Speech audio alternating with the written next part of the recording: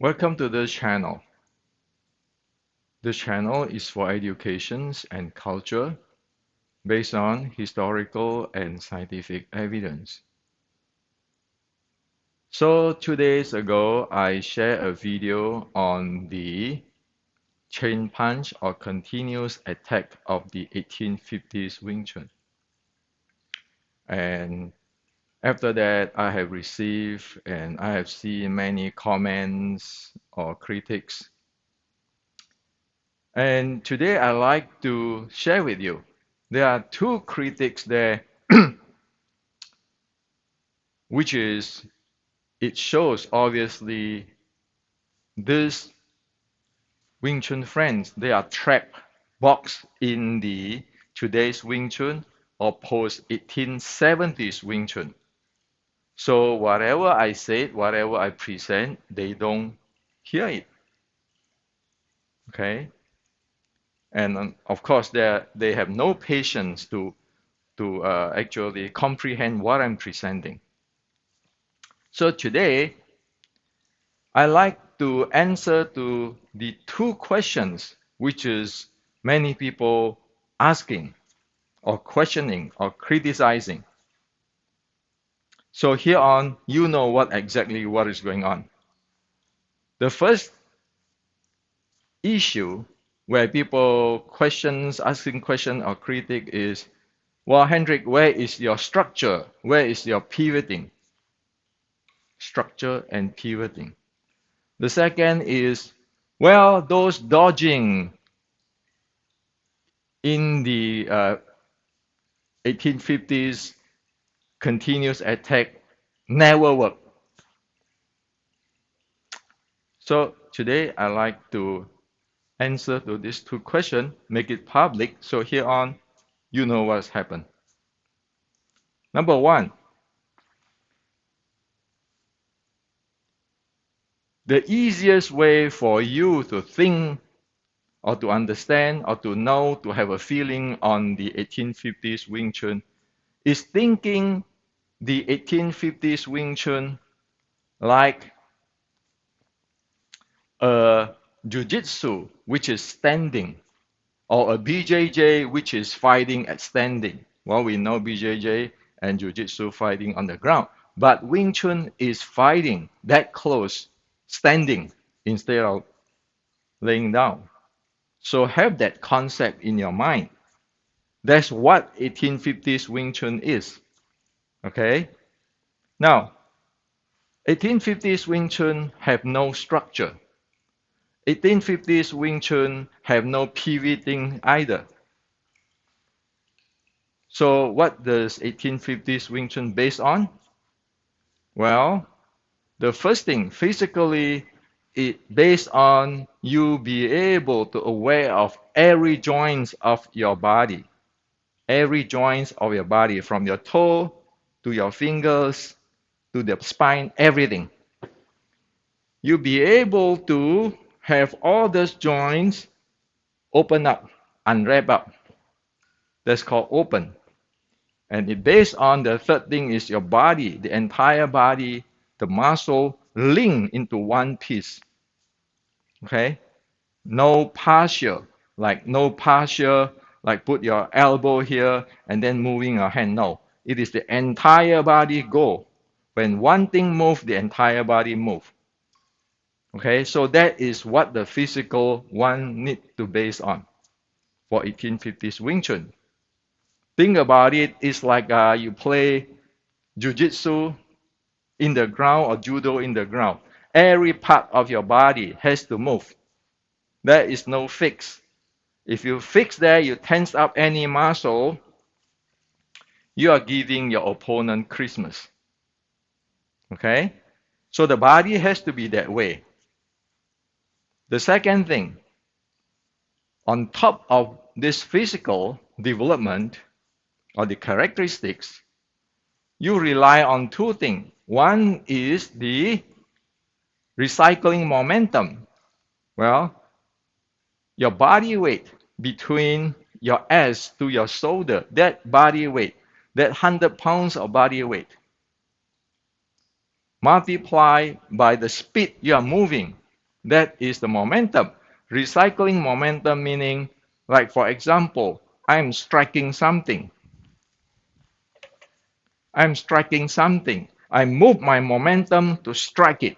And when I hit it, that is a reaction force and so forth. So I need to know how to deal with this momentum where it come back to my body so I can strike the second time or continue on for different move. Now, also, what if I miss it? What if I miss it? If I miss it, that means all my momentum go out there. I have to recycle it back for different attack. That is the recycling momentum. Now, this recycling momentum has to work with your breathing. Your breathing.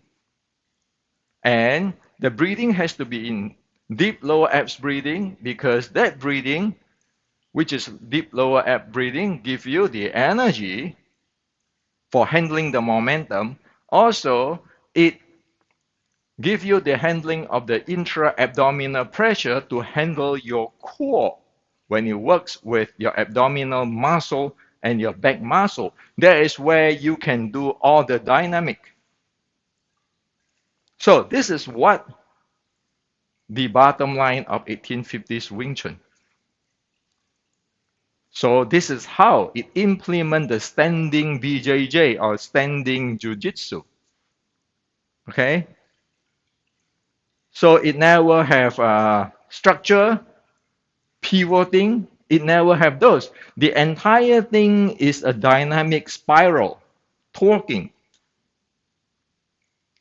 So it boils down on you have to be able to handle all the joint of your body integrations. You need to be able to handle the recycling of your momentum and the breathing to support your core handling and your energy.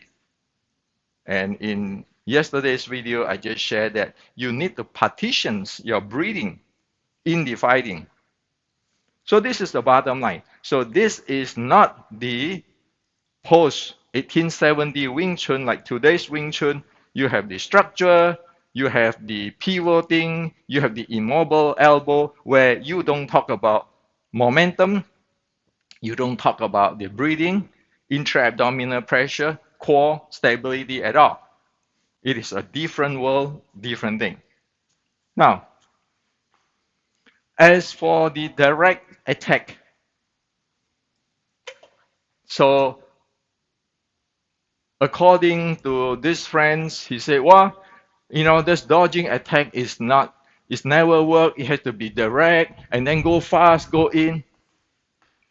Those are post 1870s Wing Chun until today's Wing Chun. The 1850s Wing Chun is not doing those kind of things. Now, again, using Jiu-Jitsu as the reference. Ju means soft. In the 1850s, the Chinese, when they talk about soft, they are not talking like today's, which is get brainwashed by Tai Chi. This is soft. No. Soft means concessions without concessions. Meaning, when somebody throw you a strike, you don't go down there try to bulldoze him with the chain punch direct or anything. You concession without concessions. You move into the angle, you snap him. That means soft. Roll. Okay?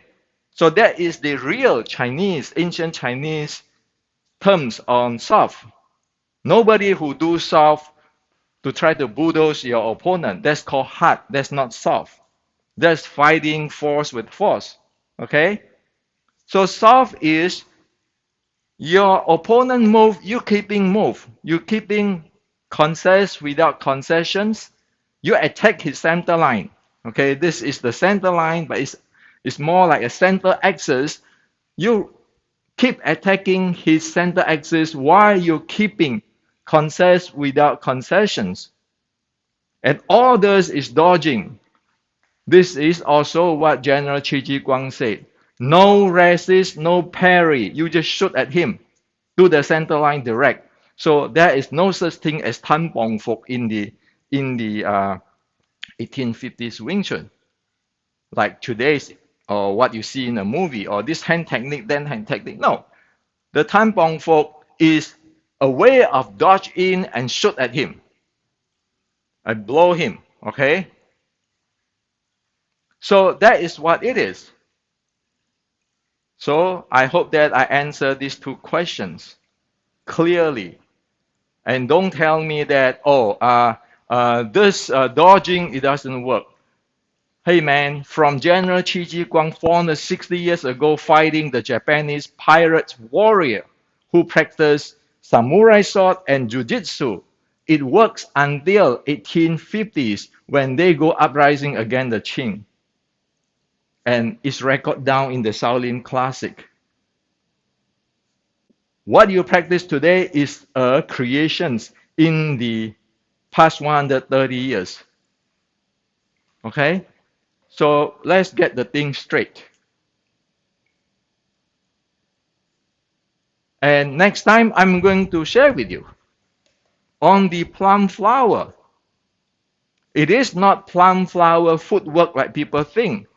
It is actually a combination of striking or taking down or sweeping or throwing or joint locking within the fighting zone, as in yesterday's video I shared.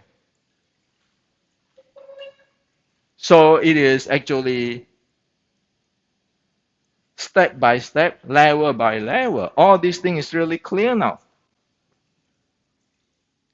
So this is what I like to share with you. If you box yourself in the today's Wing Chun or post 1870 Wing Chun, you will not see this because you don't train this kind of thing. You don't know this. Okay? And if you don't pay attention and give time to digest what I'm talking about, you will never know what I'm talking about.